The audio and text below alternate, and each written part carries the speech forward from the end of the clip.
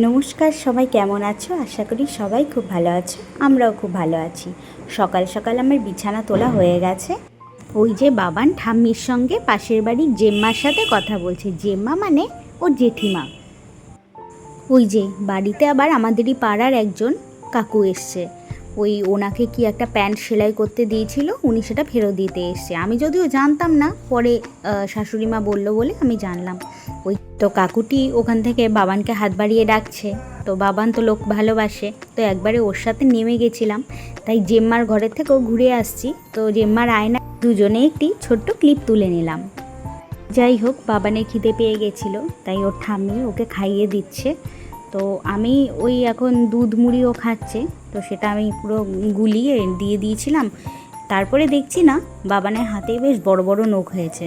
আমি বললাম চল তোর আজকে নখ কেটে দেবো, তাই বসে গেলাম ওর নখ কাটতে। এমনি ও কিন্তু জেগে থাকলেই সুন্দর আমি নখ কেটে দিতে পারি, ঘুমোলে না উল্টো ওর ঘুমটা ভেঙে যায়। ওর জন্য জেগে থাকলেই চেষ্টা করি গল্পের মাধ্যমে ভুলিয়ে ভালিয়ে নখটা কেটে দেওয়ার। যাই হোক, হাতের নখ হয়ে গেছে, এবার পায়ের নখও কেটে দিচ্ছি। তারপরেই আমি রান্নার দিকে চলে যাব। এত লক্ষ্মী হয়ে নখ কাটতে দিল, তাই আর আদর না করে পাচ্ছি না, তাই একটু কোলে তুলেই নিলাম। ও এখন নিজের মনে খেলতে থাকুক, আমি ততক্ষণে কি দুপুরে খাবো সেই রান্নাটি করে নেই। বেশি কিছু না, একটা পদই রাঁধবো, তো তাই জন্য আমি চলে যাচ্ছি। আর যা সব কাটার দরকার ছিল সেই সব শাশুড়ি মাই আগের থেকে শাকসবজি যেটা আছে কেটে রেখেছেন, আমি শুধু রান্নাটি চাপিয়ে দেব। কিছুই নয়, জাস্ট চিংড়ি দিয়ে পুঁই শাক দিয়ে একটা ছ্যাঁচড়ার মতন বানাচ্ছি। কড়াই বসিয়ে দিয়েছি, তাতে দিয়েছি সর্ষের তেল, ফোড়নে দিয়ে দিচ্ছি 5 ফোড়ন, তারপরে চিংড়ি, তারপরে যেই পটল আলু কুমড়ো সবজিগুলো কেটে রাখা আছে সেটি দিয়ে দেব। আর পুঁই শাক আগের থেকে ভাপিয়ে রেখেছিল সেটাও এর মধ্যে অ্যাড করে দেব। আর মশলার মধ্যে যেটি দেব সেটা হচ্ছে ধনে গুঁড়ো। ব্যাস, তাহলেই আমার রেসিপি একদম রেডি হয়ে যাবে।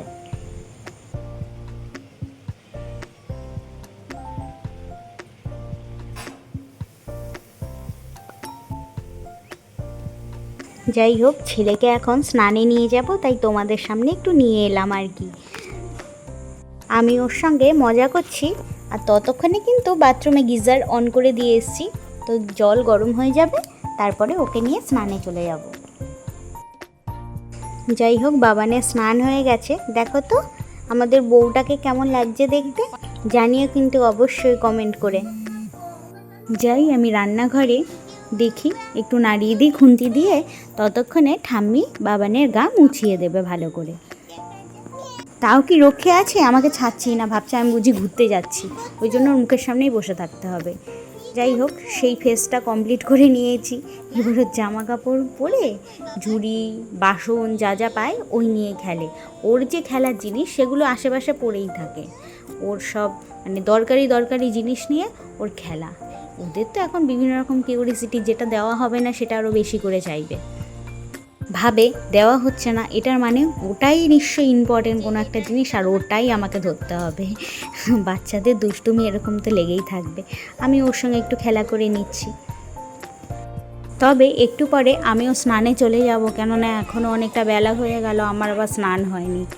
তো দেখি বাবান যদি ঘুমায় তাহলে তো ভালো, না ঘুমালে তো আর সেইভাবে রেখে চলে যেতে পারবো না, কারণ শাশুড়ি মা গেছেন পুজো দিতে।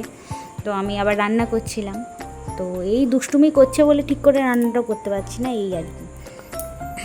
যাই হোক, ওর ঠাম্মি না ওর জন্য একটা সুন্দর লাল বল কিনে এনেছে, তোমাদের তো দেখাতেই ভুলে গেছি, তো এখন তোমরা দেখে নাও। ও কিন্তু এই বলটা নিয়ে খেলতে খুব মজা পায়। বিকেল হয়ে গেছে, শাশুড়ি মার দাবিতে ফুচকাও আনা হয়েছে, তো আমরা এখন ফুচকা এনজয় করতে থাকি। ততক্ষণ টাটা বাই বাই, আরও একটি নতুন ব্লগে তোমাদের সঙ্গে খুব তাড়াতাড়ি দেখা হচ্ছে। ততক্ষণে সবাই সুস্থ থেকো, ভালো থেকো, আনন্দে থেকো, প্রাণ ভরে খেতেও থেকো আর মজাও করতে থেকো। আর বলে দিচ্ছি, আমার খাওয়া দেখে তোমাদের লোভ লাগলে কিন্তু আমার কোনো দোষ নেই, পরে কিন্তু আমায় কিছু বলতে পারবে না। যাই হোক, টাটা বাই বাই।